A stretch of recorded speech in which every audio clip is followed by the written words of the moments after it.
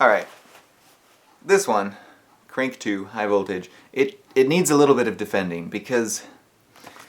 I mean, I really liked it the first time, but then I watched it the second time and I can understand why everyone else didn't watch it. However, I feel it needs to be defended, so think about, okay, whatever your purpose for watching movies is, this may not be what you need. It is what you need if you are someone who watches a ton of movies, spends a lot of time at home, enjoys dreaming, and likes an action movie, maybe, but it's not even so much an action movie.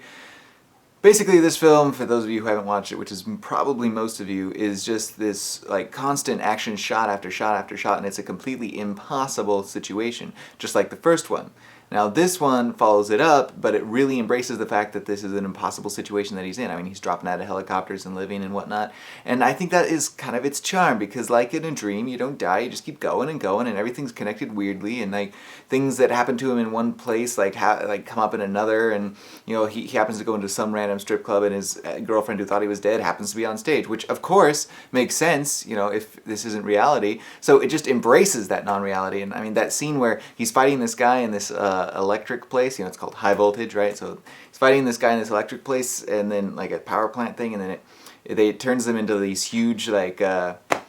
old Godzilla kind of thing. It turns them into that, and then they keep fighting and stuff, and then it's just, you know, and it looks all hokey and all that, and they got rubber masks, and it's just ridiculous, but it makes fun of so many film type concepts that I just really like it. And then,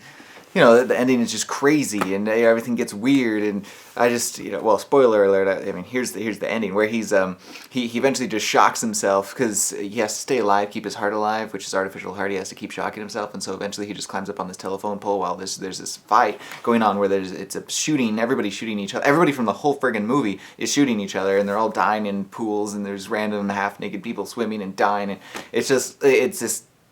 truly climactic scene, but it's hardly realistic. Anyway, he climbs up on this telephone pole, and then he shocks himself with the, you know, one of those boxes that are on the top, and he flies off. His whole body is on fire, and then he starts hallucinating, and like some of the last people living, he thinks he sees like his girlfriend, and then there's like horses and rainbows behind her and stuff, and he just goes into this psycho thing, and it's like he has having these visions, and then yeah, he turns around and flips off the camera, and then that's it. So in a way, like, you just can't help but watch this movie because it's so damn weird.